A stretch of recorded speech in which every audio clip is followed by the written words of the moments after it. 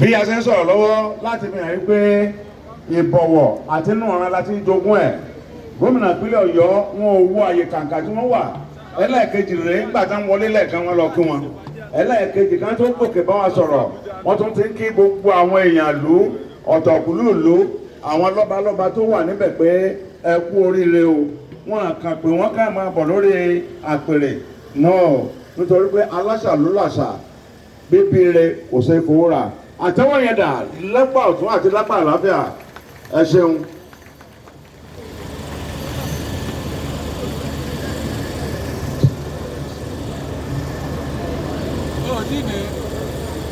ìsàlẹ̀ ni ó ti dé. ẹ jẹ́ ká jókòó àwọn tó bá ṣe ìdíje. ìsàlẹ̀ sí wọ́n sọ́lẹ̀.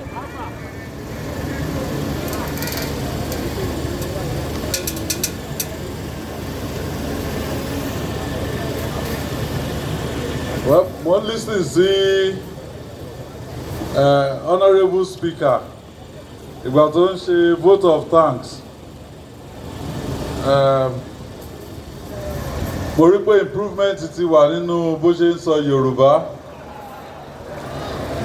Bóyá ká fún ní C4 àbí A3 C4 ọ̀dọ̀ àwọn ti fún right honourable speaker ó ti gba C4 credit náà ni ṣùgbọ́n improve more so that wàá lè dé A3. Your Excellency, the Deputy Governor of Oyo State, Barrister Abdulrahim Adebayo Lawal.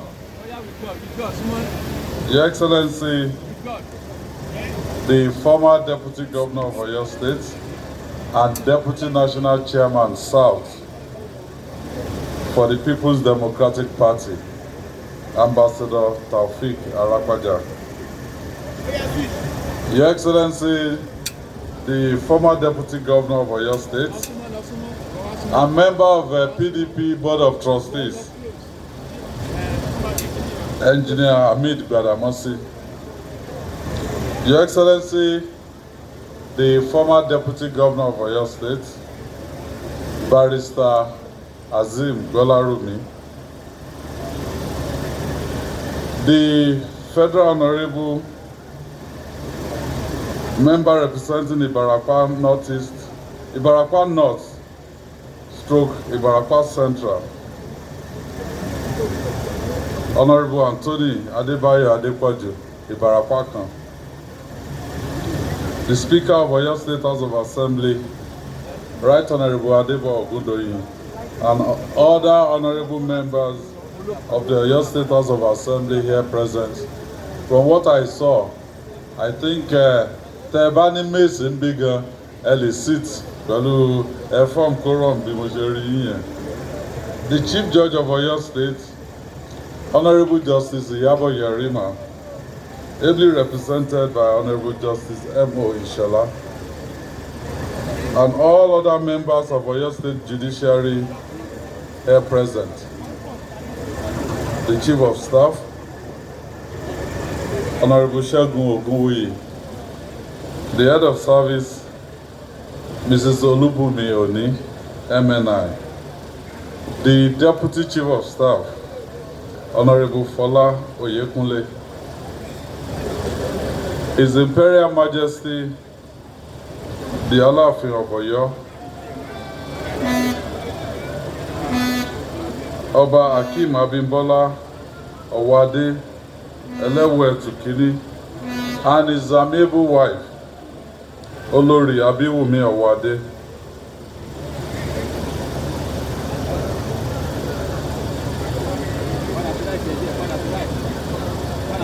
Ẹ jọ̀ọ́, ẹ foríjì mí tí mo bá ní kí n máa kí gbogbo ẹ̀yin lọ́balọ́ba níkọ̀ọ̀kan, màá miss flight mi láti máa lọ sí Abuja. So ẹ jọ̀ọ́, ẹ jẹ́ n kí gbogbo ẹ̀yin orí adé ọrùn lẹ̀kẹ̀ tí ẹ wà ní ìkàlẹ̀, ẹ mú kí yín o, kábíyèsí o.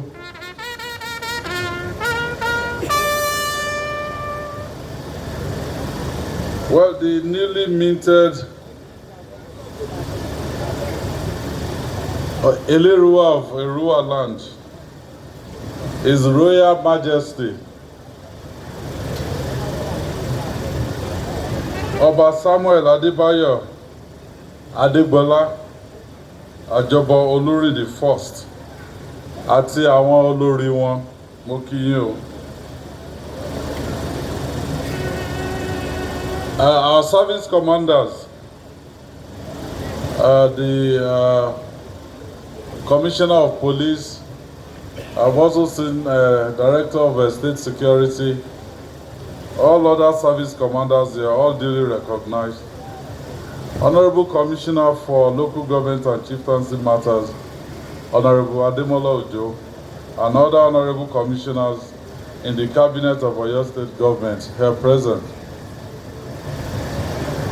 Distinguished members of Oyo State Elders Council, Baba Nureni Akanbi, Baba Ilejire, Chief Sunday Ogunlade, mo rí ìyàwó bàbá wa Dr. Saka Balogun, mo kí yín o, you're all duly recognized.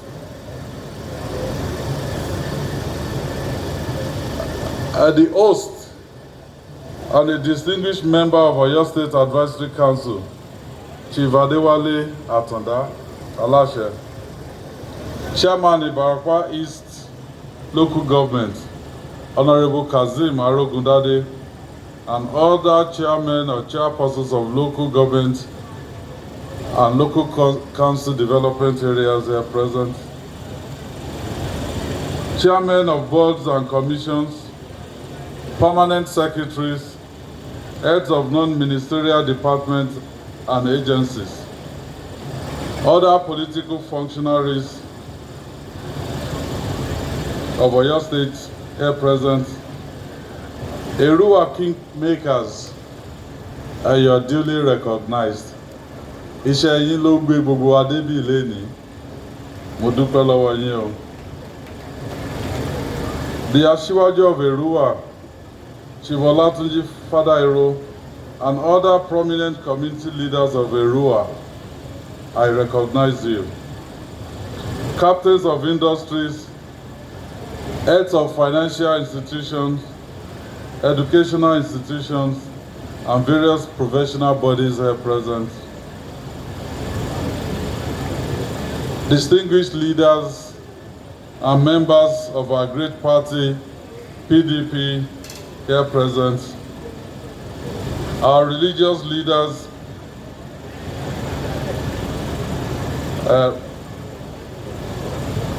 our president náà wà níbí lára àwọn religious leaders wa. Reverend Dr. and Mrs. Israel Adelani Akanji, mo kí yín sir. Reverend Sunday Popola, mo kí yín o. CAN Chairman, Oyo State, Apostle Joshua Akiyemiju,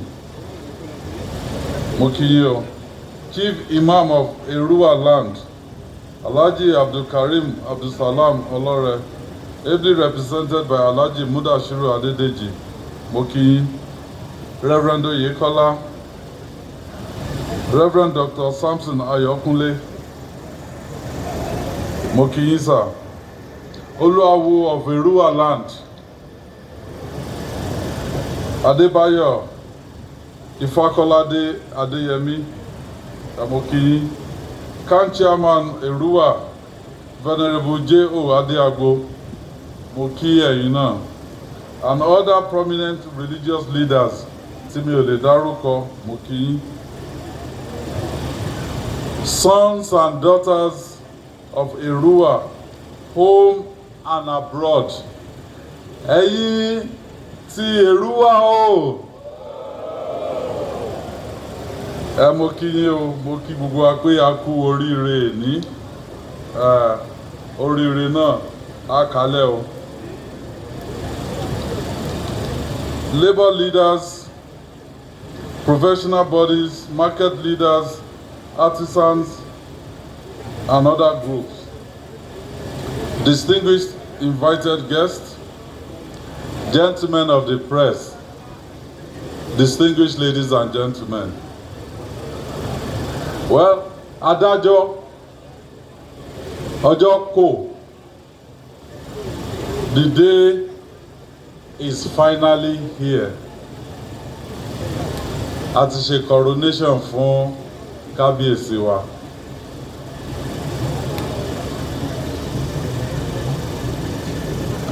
Lójú àwọn kan, bóyá wọ́n rò pé this day will never come, but the day ó ti unfold before wa. I picked few things from the speech Kábíyèsí. Kábíyèsí said, this is the time for healing and renewal. Those are very important and profound pronouncements.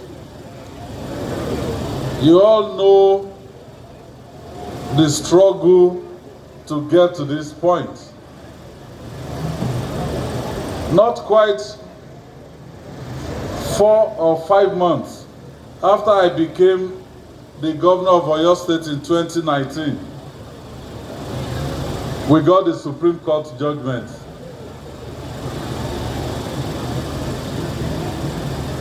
Deposing Kábíyèsí Eleruwa. Èmi ò dẹ̀ ní experience nínú ìjọba because mo ṣẹ̀ dé ńgbà yẹn ni mi ò tí mọ báwo ni after 21 years on the same throne. So it was a first shocker for me. This was, I believe, around November 2019. So I called everybody. And to dájọ́, the first ẹjọ́ yẹn gan, Justice Mukhtar Abimbola, he was the chief judge to swear me in. I called him. Mo sọ pé this judgment, ṣé Kábíyèsí Eleruwa wọn ń ṣe ọmọ ọba ni tó tọ́ sí láti jọba? Wọ́n ní ọmọ ọba ni wọ́n. Pé láì tí wọ́n gbà wọlé nìkan ni àwọn tó lọ sí court sọ pé àwọn ò like. Mo pe ẹni tó jẹ́ lọ́yà tó ṣe ẹjọ́ yẹn, Chief Níyì Akíntọ́lá SAN. Kí ló dé? Ìbàdàn wá ṣàlàyé ẹ̀ fún mi. We went back to the Supreme Court for them to have another look at that judgment. We also did not succeed. After that point,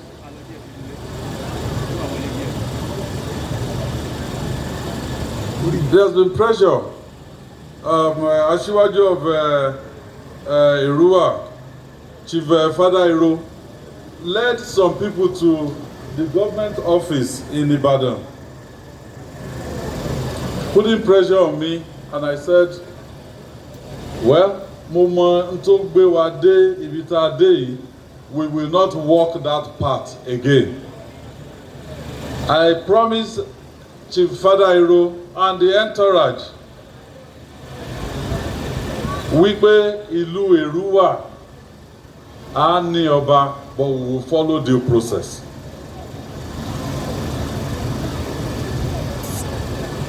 We follow due process. Wọ́n ní tẹ́ bá ju àdásókè ní ẹ̀mẹ́wàá, ibo ni wọ́n ní á fi lélẹ̀? Ibi pẹlẹbẹ. They came back, went through the process, and ibi pẹlẹbẹ ni àdá fi lélẹ̀. What is the lesson for us in all of this? Èrúwà land from 2019 to 2025 was deprived of traditional headship. That is now behind us. And I'm glad that today, Kábíyèsí ò sọ pé àwọn fẹ́ rán ró. He has called now for everybody láti fọwọ́sowọ́pọ̀ fún ìdàgbàsókè ìlú Èrúwà and also by extension Ọ̀yọ́ State. And I also took note of what Kábíyèsí said about harnessing the energy of the youth. Ṣáwọn ọ̀dọ́ wà ń bí? Ẹ̀yin ọ̀dọ́, Kábíyèsí ti sọ pé àwọn á ṣiṣẹ́ pẹ̀lú yín.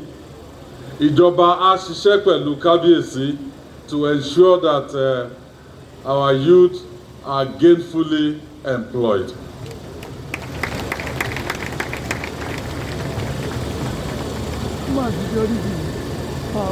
Kábíyèsí, mo gbọ́ tẹ́ sọ lórí ọ̀nà Ẹlẹ́yẹlé Ìdó sí Èrúwà.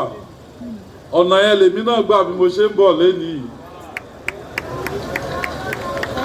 I spent 2 hours lórí ọ̀nà tó jẹ́ pé 48 kilometers ni, kò yẹ kí n lò ju 20 to 30 minutes lọ tọ́nà yẹn bá dáa. Let me, on behalf of myself, the government of Oyo State, apologize to Ibarapa land. And I give this apology because reports tí mo tó wà lọ́dọ̀ mi kò ṣe nǹkan tí mo bá ń bẹ̀ nìyẹn. So we will double our effort. And for the last time, tí ọ̀nà yín láti Ẹlẹ́yẹlé wá sí Èrúwà tí ò bá jọ ọ̀nà Ọ̀yọ́ sí Ìṣẹ́yìn àbí Ìṣẹ́yìn sí Ògbómọ̀ṣọ́ àbí Mọ́níyà sí Ìṣẹ́yìn within the next 10 to 11 months, ẹ bá jẹ́ wá sí Èrúwà mọ́.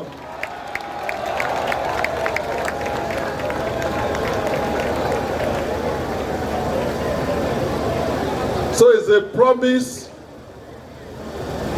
that I'm making again. If we've made any mistakes in the past regarding this critical infrastructure, because along that line and in Èrúwà land is also the food basket for Oyo State. Even though gbogbo ẹ̀gẹ́ tí mo rí táwọn èèyàn kó láti bí, ó dà pé Ogun State ni wọ́n kó lọ.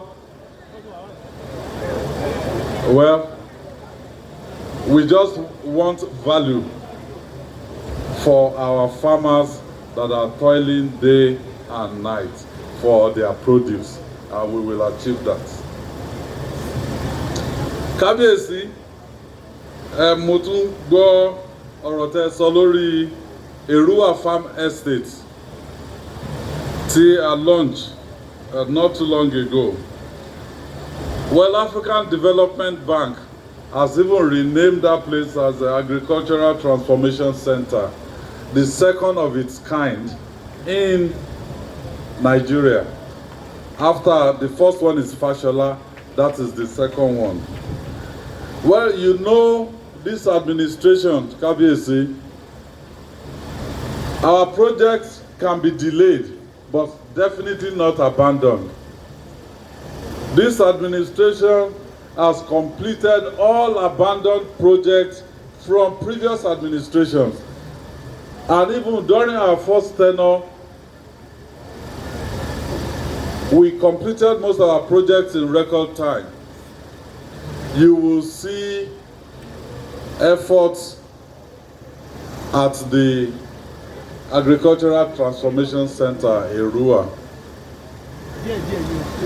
The documentation, because African Development Bank loan support, we flagged it off, but I can give you the report now that we've completed all documentation and the contractor should move to site.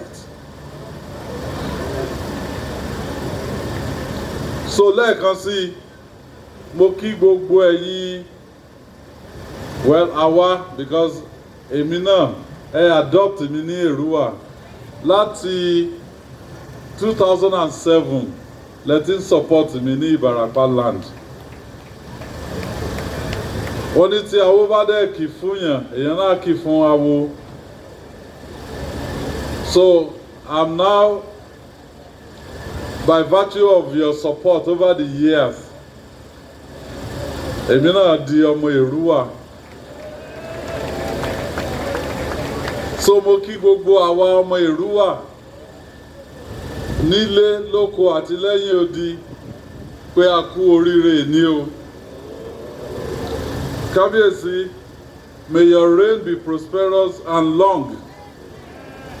May our state and country benefit from your rulership.